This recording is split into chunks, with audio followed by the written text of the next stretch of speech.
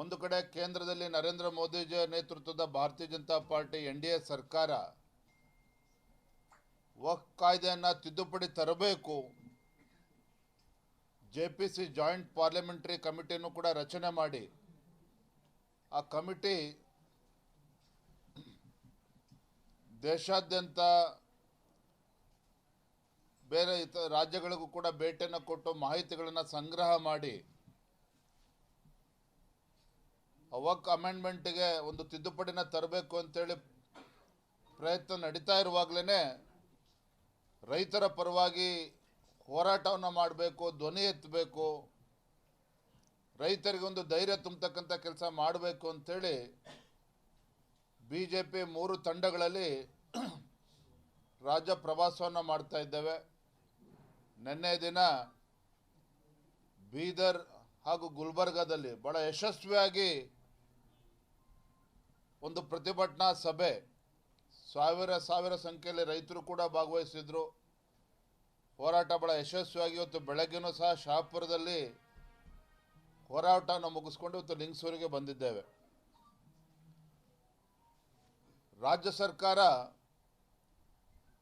ರೈತರನ್ನ ಸಂಪೂರ್ಣವಾಗಿ ಒಂದು ಕಡೆ ಮರ್ತಿದೆ. ಅದು ಯಾಕೆ ಸಿದ್ದರಾಮಯ್ಯನವ್ರಿಗೆ ರೈತರ ಕಂಡ್ರೆ ಅಷ್ಟೊಂದು ಆಕ್ರೋಶ, ಯಾಕೆ ರೈತರ ಸಂಕಷ್ಟಕ್ಕೆ ಸ್ಪಂದನೆ ಮಾಡೋದಕ್ಕೆ ಮನಸ್ಸು ಬರ್ತಾ ಇಲ್ಲ ರಾಜ್ಯದ ಮುಖ್ಯಮಂತ್ರಿಗಳಿಗೆ ಅನ್ನುವ ಯಕ್ಷ ಪ್ರಶ್ನೆ ಎಲ್ಲರೂ ಕೂಡ ಕಾಡ್ತಾ ಇದೆ. ಕಾಂಗ್ರೆಸ್ ಸರ್ಕಾರ ರಾಜ್ಯದಲ್ಲಿ ಬಂದಾಗಿನಿಂದಲೂ ಸಹ ಪ್ರಧಾನಮಂತ್ರಿ ಕಿಸಾನ್ ಸಮ್ಮಾನ್ ಯೋಜನೆ ನರೇಂದ್ರ ಮೋದಿಜಿಯವರು 6,000 ಕೊಡ್ತಾ ಇದ್ರೆ, ಯಡಿಯೂರಪ್ಪ ಅವರು ಮುಖ್ಯಮಂತ್ರಿಗಳಿದ್ದಾಗ 4,000 ರೂಪಾಯಿ ಕೊಡ್ತಾ ಇದ್ರು, ಅದನ್ನ ಬಂದ್ ಮಾಡಿದ್ರು. ರೈತರು ತಮ್ಮ ಪಂಪ್ಸೆಟ್ಗಳಿಗೆ ವಿದ್ಯುತ್ ಸಂಪರ್ಕ ತೆಗೆದುಕೊಳ್ಬೇಕು ಅಂತ ಹೇಳಿದ್ರೆ 25,000 ಹಣ ಕಟ್ಟಿದ್ರೆ ಸಾಕಾಗ್ತಾ ಇತ್ತು.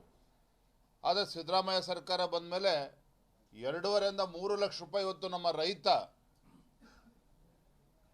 ಹಣವನ್ನು ಪಾವತಿ ಮಾಡಬೇಕಾಗ್ತದೆ ಹೆಸ್ಕಾಮಿಗೆ. ಆಗ ಮಾತ್ರ ಅಧಿಕಾರಿಗಳು ಬಂದು ಎಲೆಕ್ಟ್ರಿಕ್ ಲೈನ್ ಹಾಕಿ TCಯನ್ನು ಕೂರಿಸ್ತಕ್ಕಂಥದ್ದು.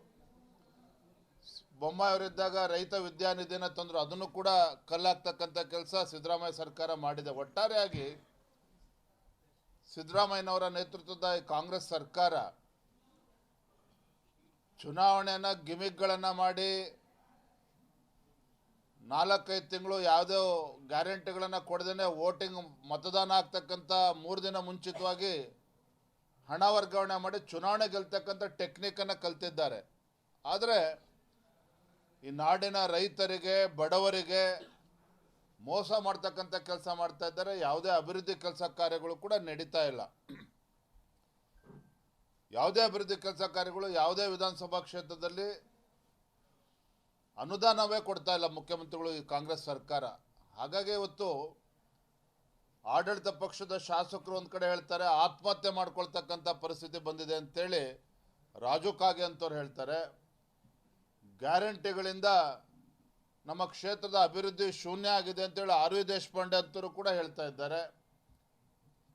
ಒಟ್ಟಾರೆಯಾಗಿ ಒಂದು ಅಭಿವೃದ್ಧಿ ಶೂನ್ಯ ಸರ್ಕಾರ ಇವತ್ತು ರಾಜ್ಯದಲ್ಲಿ ಇರ್ತಕ್ಕಂಥದ್ದು. ಇದರ ನಡುವೆ ರೈತರಿಗೆ ಇವತ್ತೇನು ಬರೆ ಎಳಿತಕ್ಕಂಥ ಕೆಲಸ ಮಾಡ್ತಾ ಇದ್ದಾರೆ ಭಾರತೀಯ ಜನತಾ ಪಾರ್ಟಿ. ಈ ಭ್ರಷ್ಟ ಸರ್ಕಾರ ಏನಿದೆ ನೋಡಿದ್ರಿ, ಮೂಡಾದಲ್ಲಿ ಯಾವ ರೀತಿ ನಾವು ಹೋರಾಟಗಳನ್ನು ಮಾಡಿದ್ವಿ. ನಿಮ್ಗೆ ಅನ್ನಿಸ್ಬೋದು, ಏನ್ರಿ ಮೂಡ ಹೋರಾಟ ಮಾಡಿ ಏನಾಗಿದೆ ಅಂತೇಳಿ ಪತ್ರಕರ್ತರಿಗೆ ಅನ್ನಿಸ್ಬೋದು. ಅಪರಾಧನೇ ಮಾಡಿಲ್ಲ ಅಂತ ಹೇಳ್ತದಂಥ ಮುಖ್ಯಮಂತ್ರಿ ಸಿದ್ದರಾಮಯ್ಯನವರು ಮೈಸೂರಿನ ಮೂಡ ಹಗರಣವೇ ಅಲ್ಲ ಅಂತೇಳಿ ಏನು ಪ್ರತಿಪಾದಿಸ್ತಿದ್ದಂಥ ಸಿದ್ದರಾಮಯ್ಯನವರು ರಾತ್ರೋರಾತ್ರಿ ತಮ್ಮ ಧರ್ಮಪತ್ನಿಗೆ ಹೇಳಿ ಮೂಡ ಕಮಿಷನರ್ಗೆ ಪತ್ರವನ್ನು ಬರೆದು 14 ನಿವೇಶನಗಳನ್ನು ಹಿಂದಿರುಗಿಸ್ತಾ ಇದ್ದೇವೆ ಅಂತೇಳಿ ಸ್ವತಃ ಸಿದ್ದರಾಮಯ್ಯನವರ ಧರ್ಮಪತ್ನಿ ಹೇಳಿರ್ತಕ್ಕಂಥದ್ದು. ಈಗಾಗಲೇ ಎನ್ಫೋರ್ಸ್ಮೆಂಟ್ ಡೈರೆಕ್ಟರೇಟ್ ನೆನ್ನೆ ಲೋಕಾಯುಕ್ತರಿಗೂ ಕೂಡ ವರದಿಯನ್ನು ಕೊಟ್ಟಿದ್ದಾರೆ, ಮಾಹಿತಿಯನ್ನು ಕೊಟ್ಟಿದ್ದಾರೆ. 14 ನಿವೇಶನಗಳು ಸಂಪೂರ್ಣ ಅಕ್ರಮ ನಡೆದಿದೆ, ಫೋರ್ಜರಿ ನಡೆದಿದೆ.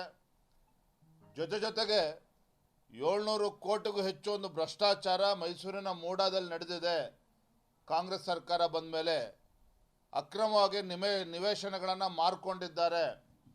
ಬಡವರ ಆಗಬೇಕಾಗಿರ್ತಕ್ಕಂಥ ನಿವೇಶನಗಳು ದಲ್ಲಾಳಿಗಳಿಗೆ, ರಿಯಲ್ ಎಸ್ಟೇಟ್ ಏಜೆಂಟ್ರಿಗೆ ಹಣವನ್ನು ತೆಗೆದುಕೊಂಡು ಕೊಟ್ಟಿದ್ದಾರೆ ಅನ್ನುವ ಅಂಶ ಈಗ ಬಹಿರಂಗ ಆಗ್ತಾ ಇದೆ. ಇದೆಲ್ಲದರ ನಡುವೆ ಹಾಸನದಲ್ಲಿ ಜನಕಲ್ಯಾಣ ಯಾತ್ರೆ ಯಾವ ಈ ದರಿದ್ರ ಕಾಂಗ್ರೆಸ್ ಸರ್ಕಾರ ಬಂದ ನಂತರದಲ್ಲಿ ರಾಜ್ಯದಲ್ಲಿ ಯಾವುದೇ ಒಂದು ಜನಕಲ್ಯಾಣ ಇವತ್ತು ರಾಜ್ಯದಲ್ಲಿ ಆಗ್ತಾ ಇಲ್ಲ. ಯಾವ ಶಾಸಕರುಗಳು ಪಾಪ ಕಷ್ಟಪಟ್ಟು ಚುನಾವಣೆ ಗೆದ್ದು ಹೊಸ ಕಾರ್ಯಕ್ರಮಗಳನ್ನು ಯೋಜನೆಗಳನ್ನು ಕೊಡ್ತಾರೆ. ಸಿದ್ದರಾಮಯ್ಯನವರು ಮುಖ್ಯಮಂತ್ರಿಗಳು ಗುದ್ಲಿ ಪೂಜೆ ಮಾಡ್ಬೋದು ಅಂತೇಳಿ ಗುದ್ಲಿ ಹಿಡ್ಕೊಂಡು ಓಡಾಡ್ತಿದ್ರು. ಆ ಗುದ್ಲಿಗಳು ಕೂಡ ಈಗ ಮನೆ ಸೇರ್ಕೊಂಡಿದ್ದೇವೆ, ಗೂಡು ಸೇರ್ಕೊಂಡಿದ್ದೇವೆ. ಯಾವುದೇ ಗುದ್ಲಿ ಪೂಜೆ, ಯಾವುದೇ ಅಭಿವೃದ್ಧಿ ಶಂಕುಸ್ಥಾಪನೆ ಯಾವುದೂ ಕೂಡ ನಡೀತಾ ಇಲ್ಲ. ಇಂಥ ಅಭಿವೃದ್ಧಿ ಶೂನ್ಯ ಸರ್ಕಾರ ರಾಜ್ಯದ ರಾಜಕೀಯ ಇತಿಹಾಸದಲ್ಲಿ ಹಿಂದೆಂದೂ ಕೂಡ ನಾಡಿನ ಜನತೆ ನೋಡಿರಲಿಲ್ಲ. ಅಂಥ ಒಂದು ದರಿದ್ರ ಸರ್ಕಾರ ಇವತ್ತು ರಾಜ್ಯದಲ್ಲಿರ್ತಕ್ಕಂಥದ್ದು. 3 ಉಪಚುನಾವಣೆಗಳು ಗೆದ್ದಿರ್ಬೋದು. ಹಿಂದೂ ಕೂಡ ಸಿದ್ದರಾಮಯ್ಯನವರು ಮುಖ್ಯಮಂತ್ರಿ ಇದ್ದಾಗ ನಂಜನಗೂಡು, ಗುಂಡಲಪೇಟೆ 2 ಚುನಾವಣೆನ ಗೆದ್ದಿದ್ರು. ಅದಾಗ 1 ವರ್ಷದಲ್ಲೇ 70-80 ಸೀಟ್ಗಳನ್ನ ಪಡೆದುಕೊಂಡಿದ್ರು. BJP 104 ಸ್ಥಾನಗಳನ್ನು ಗೆದ್ದಿದ್ವಿ. ಹಾಗಾಗಿ ಇವೆಲ್ಲವೂ ಕೂಡ ಮರ್ತಂತೆ ಕಾಣ್ತಾ ಇದೆ. ಅಧಿಕಾರದ ದರ್ಪದಿಂದ ಇವತ್ತೇನು ನಡ್ಕೊಳ್ತಾ ಇದ್ದಾರೆ ಈ ರಾಜ್ಯ ಸರ್ಕಾರ, ಮುಖ್ಯಮಂತ್ರಿಗಳು, ಇವರ ಮಂತ್ರಿಮಂಡಲ, ಮುಂದಿನ ದಿನಗಳಲ್ಲಿ ಜನ ತಕ್ಕ ಪಾಠವನ್ನು ಕಳಿಸ್ತಾರೆ. ಈಗಾಗಲೇ ಕಾಂಗ್ರೆಸ್ನಲ್ಲಿ ಮುಖ್ಯಮಂತ್ರಿ ಗಾದಿಗೆ ಪೈಪೋಟಿ ನೋಡ್ತಾ ಇದ್ದೀರಿ. ಮೊನ್ನೆಯಿಂದ ಈಗಾಗಲೇ ಶುರುವಾಗಿದೆ. ಬರುವ ದಿನದಲ್ಲಿ ಯಾವ ಹಂತಕ್ಕೆ ಬೇಕಾದ್ರೂ ಹೋಗ್ಬೋದು. ಇಂಥ ಒಂದು ಕೆಟ್ಟ ಸರ್ಕಾರ ಇವತ್ತು ರಾಜ್ಯದಲ್ಲಿ ಇದೆ ಅಂದರೆ ಈ ರಾಜ್ಯದ ಜನರ ದುರ್ದೈವ ಅಂತೇಳಿ ನಾನು ಈ ಸಂದರ್ಭದಲ್ಲಿ ಹೇಳೋದಕ್ಕೆ ಇಷ್ಟಪಡ್ತೇನೆ. ನಮ್ಮದು ಒಪ್ಪಂದ ಆಗಿದೆ. ನಾನು ಈಗ ಯಾವುದೂ ಕೂಡ ಬಹಿರಂಗವಾಗಿ ಮಾತನಾಡೋದಿಲ್ಲ. ಯಾವ ಪುಣ್ಯಾತ್ಮ ಹೇಳಿದ್ರು ನಾವು ಹೇಳಿದ್ವಾ? ಸಿದ್ದರಾಮಯ್ಯ, DK ಶಿವಕುಮಾರ್, ಕಾಂಗ್ರೆಸ್ ಹೈಕಮಾಂಡಲ್ಲಿ ಏನು ಒಪ್ಪಂದ, ಒಳ ಒಪ್ಪಂದ ಆಗಿದೆ ನಾವು ಮಾತನಾಡಿದ್ವಾ? ಇದೇ DK ಶಿವಕುಮಾರ್ ಅವರೇ ಮಾತನಾಡ್ತಾ ಇರ್ತಕ್ಕಂಥದ್ದು. ಪಾಪ DK ಶಿವಕುಮಾರ್ ಪರಿಸ್ಥಿತಿ ಅರ್ಥ ಮಾಡ್ಕೊಳ್ಳಿ. ಶಾಸಕರು ಅವ್ರ ಜೊತೆಲಿಲ್ಲ, ಆದರೂ ಕೂಡ ಮುಖ್ಯಮಂತ್ರಿ ಆಗಬೇಕು ಅನ್ನೋ ಹಠ ಅವ್ರಿಗೂ ಕೂಡ ಇದೆ. ಹೇಗಾದರೂ ಮಾಡಿ ಸಿದ್ದರಾಮಯ್ಯರ ಮನಸ್ಸನ್ನು ಗೆಲ್ಲಬೇಕು ಅನ್ನುವ ಶತಪ್ರಯತ್ನ ಅವರು ಕೂಡ ಮಾಡ್ತಾ ಇದ್ದಾರೆ. ಹಾಗಾಗಿ ಒಳಗೆ ಕುದೀತಾ ಇದೆ. ಯಾವ ಮಟ್ಟಕ್ಕೆ ಹೋಗ್ತದೆ ಬರೋದ್ರಿಂದಲೇ ಗೊತ್ತಾಗ್ತದೆ. ಮುಖ್ಯಮಂತ್ರಿ ಕುರ್ಚಿಗೆ ಪೈಪೋಟಿ ಸುಮಾರು 8-10 ಜನ ಇವತ್ತು ಮುಖ್ಯಮಂತ್ರಿ ಸ್ಥಾನ ರೇಸ್ನಲ್ಲಿ ಇರ್ತಕ್ಕಂಥದ್ದು. ಹಾಗಾಗಿ ನೋಡೋಣ ಬರೋದ್ರಿಂದಲೇ. ಈಗ ಅಧಿವೇಶನ ಮುಗಿದ ಮೇಲೆ ಯಾವ ಹಂತಕ್ಕೆ ಹೋಗ್ತದೆ ಕಾದು ನೋಡ್ತಾ ಇದ್ದೇವೆ. ರಾಜ್ಯದ BJP ಕಾರ್ಯಕರ್ತರು ಕೂಡ ಗೊಂದಲ ಇದೆ. ನೀವು ಹೇಳ್ತಾ ಇರ್ತಕ್ಕಂಥದ್ದು ಸರಿಯಾಗೇ ಇದೆ. ನಾನು ಅಲ್ಲಗಳೆಯೋದಕ್ಕೆ ಸಾಧ್ಯ ಇಲ್ಲ. ನಾನು ಬೆಳಗ್ಗೆನೂ ಸಹ ಗುಲ್ಬರ್ಗದಲ್ಲೇ ಒಂದು ಮಾತನ್ನು ಹೇಳಿದ್ದೇನೆ. ನಮ್ಮ ರಾಜ್ಯದಲ್ಲಿ ಇವತ್ತು ಲಕ್ಷಾಂತರ ಕಾರ್ಯಕರ್ತರು ಹಗಲು ರಾತ್ರಿ ಪಕ್ಷವನ್ನು ಸಂಘಟಿಸ್ತಕ್ಕಂಥ ನಿಟ್ಟಿನಲ್ಲಿ ಶ್ರಮವನ್ನು ಹಾಕ್ತಾ ಇದ್ದಾರೆ. ಇದರ ನಡುವೆ ನನ್ನ ನಡವಳಿಕೆಯೂ ಸೇರಿದಂತೆ ನಮ್ಮ ಮುಖಂಡರ ನಡವಳಿಕೆ ಎಲ್ಲವನ್ನೂ ಕೂಡ ಕಾರ್ಯಕರ್ತರು ಕೂಡ ಗಮನಿಸ್ತಾ ಇದ್ದಾರೆ. ರಾಜ್ಯದ ಜನನೂ ಕೂಡ ಗಮನಿಸ್ತಾ ಇದ್ದಾರೆ. ಇದರ ನಡುವೆ ಸನ್ಮಾನ್ಯ BS ಯಡಿಯೂರಪ್ಪನವರು ನಿನ್ನೆ ಒಂದು ಮಾತನ್ನು ಕೂಡ ಹೇಳಿದ್ದಾರೆ. ಹಾಗೆ ಎಲ್ಲವನ್ನೂ ಕೂಡ ಕಾರ್ಯಕರ್ತರು ಗಮನಿಸ್ತಾ ಇದ್ದಾರೆ. ಎಲ್ಲವೂ ಕೂಡ ಸರಿ ಹೋಗ್ತದೆ ಅನ್ನೋ ವಿಶ್ವಾಸ ನನಗೂ ಇದೆ. ಆದರೆ ಒಂದು ಮಾತು ನಾನು ನೇರವಾಗಿ ತಮ್ಮ ಮೂಲಕ ರಾಜ್ಯದ ಕಾರ್ಯಕರ್ತರು ಹೇಳೋದಕ್ಕೆ ಇಚ್ಛಪಡ್ತೇನೆ. ಪಕ್ಷದ ಹಿರಿಯರು ನನಗೆ ಅಧ್ಯಕ್ಷ ಸ್ಥಾನದ ಜವಾಬ್ದಾರಿಯನ್ನು ಕೊಟ್ಟ ನಂತರದಲ್ಲಿ ನಾನು ಪ್ರಾಮಾಣಿಕವಾಗಿ ಹಗಲು ರಾತ್ರಿ ರಾಜ್ಯಾದ್ಯಂತ ಪ್ರವಾಸ ಮಾಡಿ ಪಕ್ಷ ಸಂಘಟನೆ ಕೆಲಸ ನಾನು ಮಾಡ್ತಾ ಇದ್ದೇನೆ. ಪಕ್ಷದ ಅಧ್ಯಕ್ಷ ಸ್ಥಾನ ಅಂತ ಹೇಳಿದ್ರೆ ಯಾವುದೋ ಮಂತ್ರಿ ಸ್ಥಾನನಲ್ಲ, ಮತ್ತೊಂದು ಅಲ್ಲ. ಕಾರ್ಯಕರ್ತರನ್ನು ಹುರಿದುಂಬಿಸ್ತಕ್ಕಂಥ, ಕಾರ್ಯಕರ್ತರಿಗೆ ಸ್ಫೂರ್ತಿ ಕೊಡ್ತಕ್ಕಂಥ, ಕಾರ್ಯಕರ್ತರಿಗೆ ಶಕ್ತಿ ತುಂಬತಕ್ಕಂಥ ಕೆಲಸ ನಾನು ಪ್ರಾಮಾಣಿಕವಾಗಿ ಮಾಡ್ತಾ ಇದ್ದೇನೆ. ಎಲ್ಲ ಪಕ್ಷದ ಹಿರಿಯರು ಕೂಡ ಅದಕ್ಕೆ ಶಕ್ತಿ ಕೊಡ್ತಾ ಇದ್ದಾರೆ. ಅಲ್ಲೊಂದು ಇಲ್ಲೊಂದು ಸಣ್ಣ ಪುಟ್ಟ ವ್ಯತ್ಯಾಸ ಇದೆ. ಅದು ಸಣ್ಣದು ಅಂತಲೂ ಹೇಳೋದಿಲ್ಲ. ಯಾಕೆಂದರೆ ಮುಂದಿನ ಪ್ರಶ್ನೆ ಸಣ್ಣದಾಗದ್ರೆ ಅಂತ ಹೇಳ್ತೀರಿ. ವಿಚಾರ ಗಂಭೀರವಾಗಿದ್ದರೂ ಕೂಡ ಕೇಂದ್ರದ ವರಿಷ್ಠರು ಬಗೆಹರಿಸ್ತಾರೆ ಅನ್ನೋ ವಿಶ್ವಾಸ ನಮಗಿದೆ.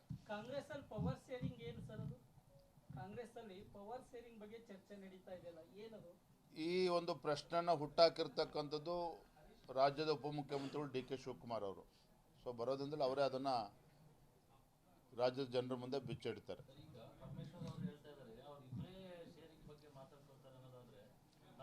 ಆಗಲೇ ಹೇಳಿದ್ದಲ್ಲಣ್ಣ, ಬರೆಯಲ್ಲಿ ಸಿದ್ದರಾಮಯ್ಯ, DK ಶಿವಕುಮಾರ್, ಪರಮೇಶ್ವರ್ ಅಷ್ಟೇ ಅಲ್ಲ, 8-10 ಜನ ಇವತ್ತು ಮುಖ್ಯಮಂತ್ರಿಗಳ ಆಕಾಂಕ್ಷಿಗಳು ಕಳೆದ 6 ತಿಂಗಳಿಂದ ಪ್ರಯತ್ನಗಳು ನಡೆಸ್ತಾ ಇದ್ದಾರೆ.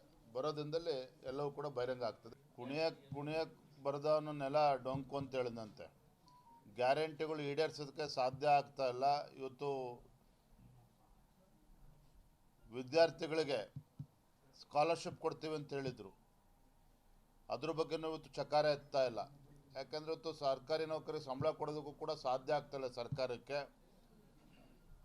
ಡಿ ಕೆ ಶಿವಕುಮಾರ್ ಅವರೇ ಹೇಳಿದ್ರು, ಇವತ್ತೇನು ಪುಕ್ಕಟೆ ಬಸ್ ಇದೆ ತಾಯಂದ್ರು ಓಡಕ್ಕೆ, ಅದನ್ನು ಕೂಡ ನಿಲ್ಲಿಸ್ತೇವೆ ಅನ್ನೋ ದಾಟಿನಲ್ಲಿ ಮಾತನಾಡಿದರು.